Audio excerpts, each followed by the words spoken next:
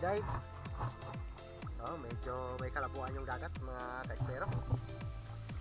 Wala na tayong ulam-ulam kaya mamala tayo ng parangan. Kumuha din tayo ng sisil para may ulam tayo.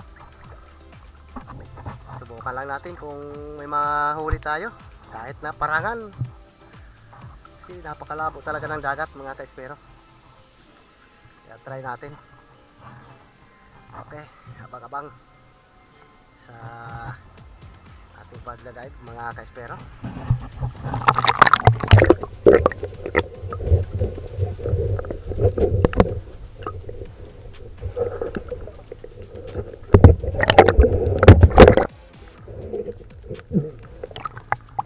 Labo ng dagat. Pero sa gabi kaya na ito sa gabi. Pero ngayong araw malabo.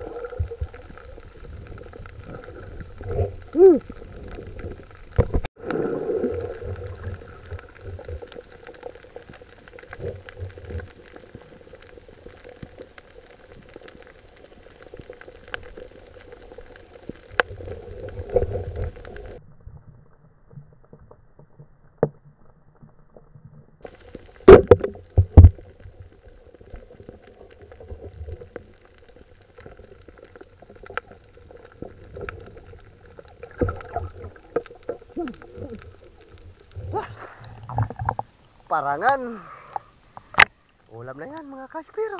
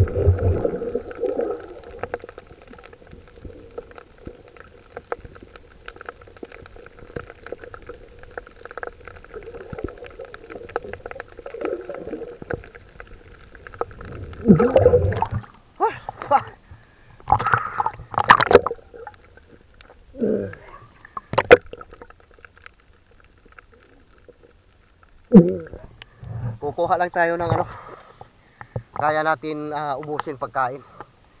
Hindi tayo kukuha ng sobra. Gawa lang, masasayang lang. Pero ang dami nito. Pamigay natin to sa mga kapitbahay yung mamaya.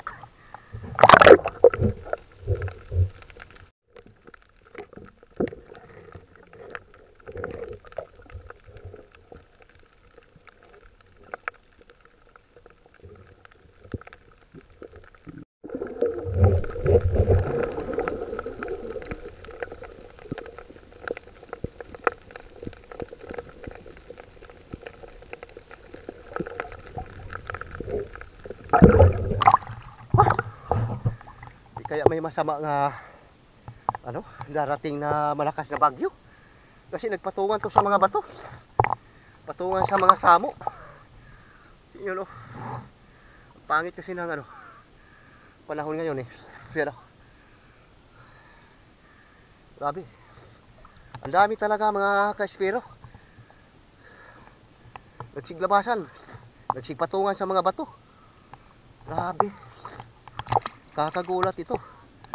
Ngayon lang ako nakatagpo talaga ng ganito na nagsiglabasan itong mga maliliit na balatan. Yung tinatawag sa amin mulang.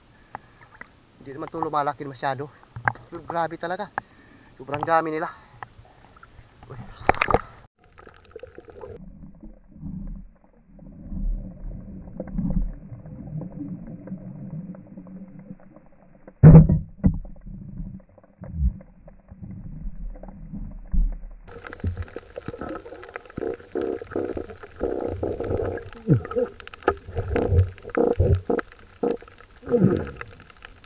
Ah, tikos.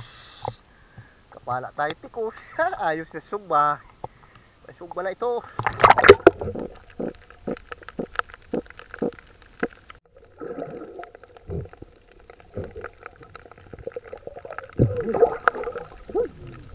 Ang dami, nagtambakan na.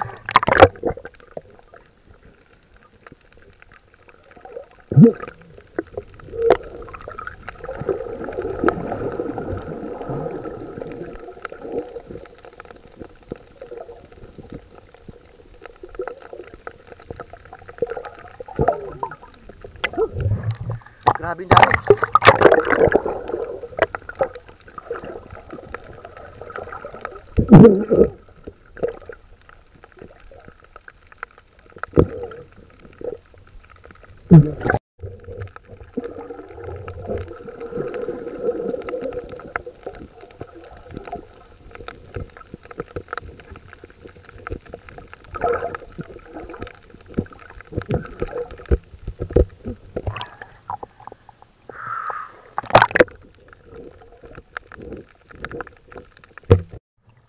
Magilid na tayo. Dito na tayo sa tapat ng kubo.